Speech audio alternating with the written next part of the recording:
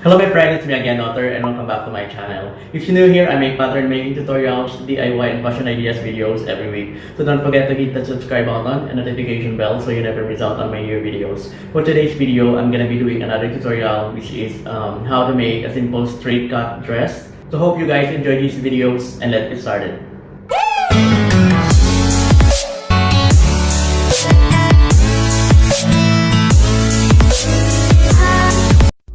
Ito yung mga measurement na kakailanganin natin. Ito po ay mag-fit sa small, medium, large. Tapos long sleeve na may elastic.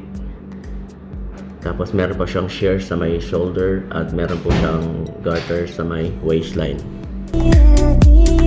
At syempre yung mga kakailanganin natin, gunting, measuring tape, mga rulers at saka pattern paper. Okay, back to basic po tayo. Simula po tayo sa shoulder. Gagawa tayo ng marking point.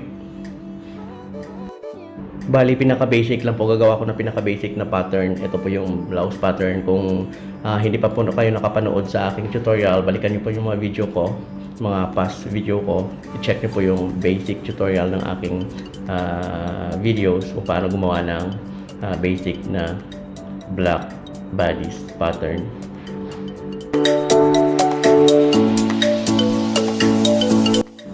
At this point, kukunin ko yung figure, i-marking ko siya, and then connect the dot.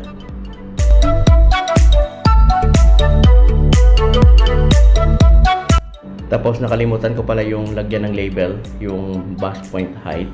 So importante po yung bust point height natin pa kasi dito tayo mag-determine ng ating bust area.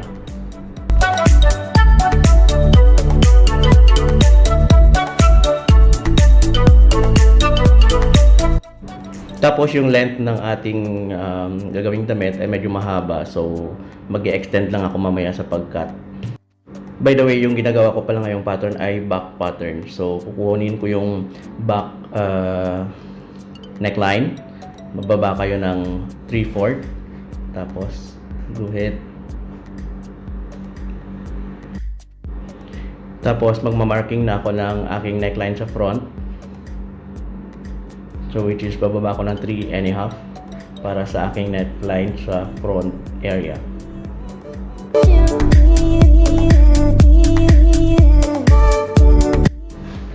Tapos yung shoulder natin, ganun pa rin procedure. Bababa lang kayo ng 1/2 inch mula sa pinaka sukat ng shoulder natin.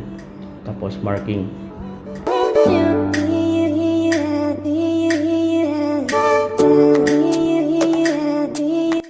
Ngayon kukunin natin yung bust line natin, yung 1/4 ng bust line kasi yung gagawin nating pattern ay 1/4 ng ating measurement.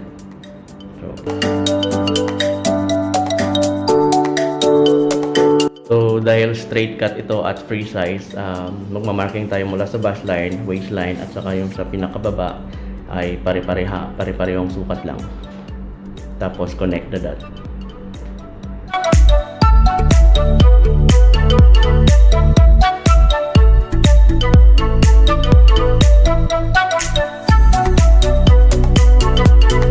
Ngayon, kukunin natin yung sukat ng armhole. So, mula sa shoulder, baba lang tayo ng kunin natin yung kalahati ng armhole natin at saka mag-marking.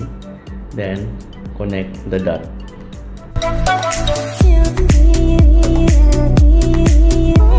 Tapos mamaya, sa my shoulder area, mag-extend ako ng sa fabric natin para sa ating sharing of pleats. Yan.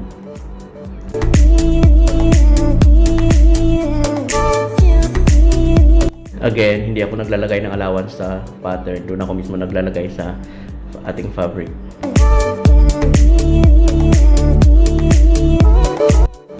Ngayon, kukunin natin yung pinaka-front. Ito yung pinaka-gitna ng ating center ng ating bodies. Tapos, kasi meron siyang botones, mag-extend tayo ng 1 inch para sa overlapping ng ating botones.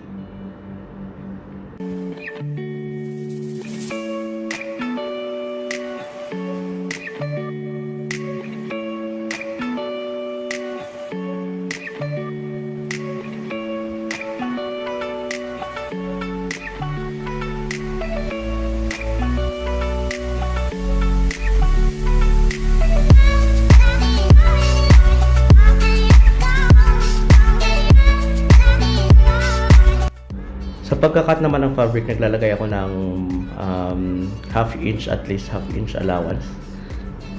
Tapos nakita nyo, in-extend ko para po sa ating sharing mamaya. Tapos yung sa my side, naglalagay ako ng 1 inch allowance or 1.5 inch.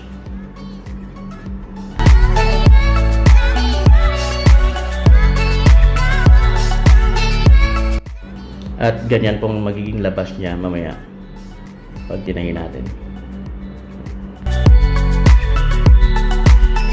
Dahil nga maiksi yung pattern natin, in-extend ko na yung cut out natin sa baba ng 5 inches para kuha natin yung sukat ng full length. Ito naman yung ating front pattern. So kailangan natin maglagay ng allowance para sa ating botones. So dapat pong mag-cut kayo, isasama nyo na yung tupi para mahabol natin yung extension ng ating botones.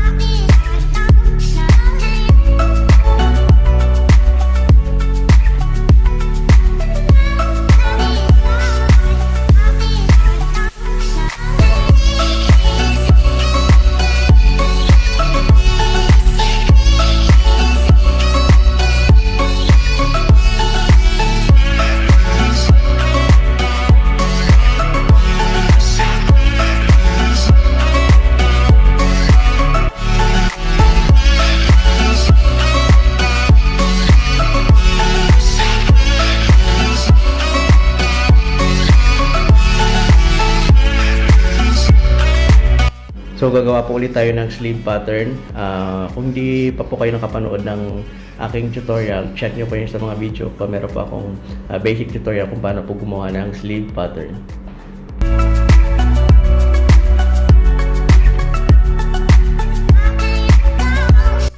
So dito po nag-extend po ako ng at least 1.5 inch para po sa ating sharing sa shoulder, sa ating shoulder sa sleeve. Tapos medyo malaki po dito, medyo oversized po yung ating sleeve kasi lalagyan po natin ng elastic or garter para po fit sa lahat.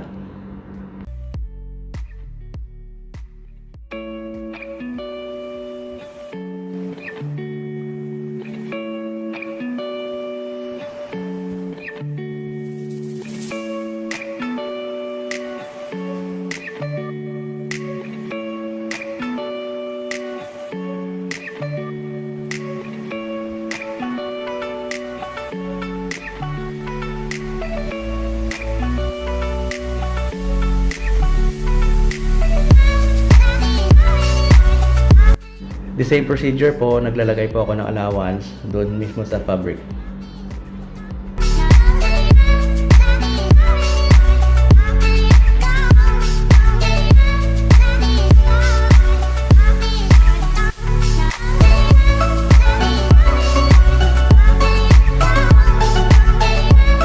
Ito na po yung pinaka-finished product niya. Bali, may garter siya dito sa waistline. Tapos, meron po siyang separate na belt. Pwede nyo pong ilagay dito sa waistline.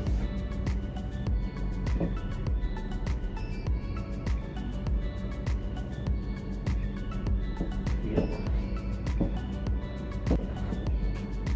Meron po siyang elastic dito, garter, para fit po sa lahat. Tapos, meron po siyang yan, garter paikot.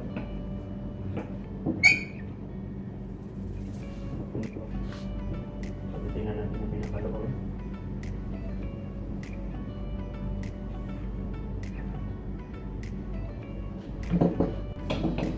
Meron po tayong nilagay na piping dito sa armhole. Ayan. Tapos dito sa gilid, in-overlock lang. Tapos ito po yung bias na nilagay natin para pang-cover sa ating elastic. So, para po malinis yung pinakaloob ng damit. Yan. Meron po tayong piping dito Tapos 520 po sa armhole. Actually mas maganda ito pag wala kayong mga overlock machine. Pwede nyo gawin to. Ito-cover nyo lang yung edge para malinis nyo na sa loob. Tapos yan po. Ilalagay ko na lang po sa description box yung link ng paggawa ng collar natin kasi meron ako separate video. So i-check nyo na lang po sa description box. Ilalagay ko po yung link.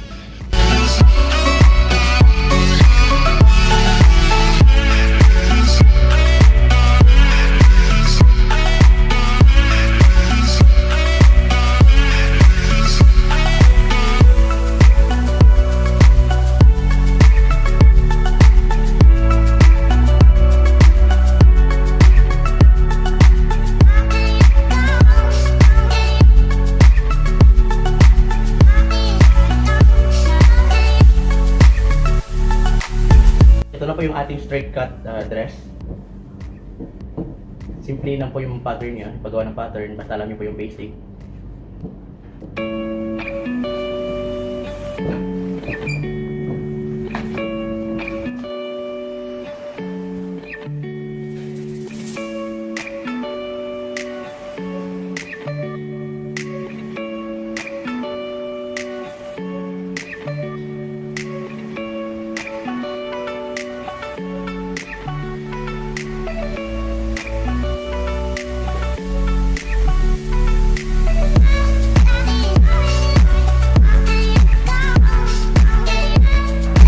Alright, so hope you guys enjoyed this video and don't forget to give a thumbs up. Please subscribe to my channel for more pattern making tutorials, DIY, and fashion ideas videos. And let me know in the comment section what video you want to see next. Thank you so much guys. See you next time.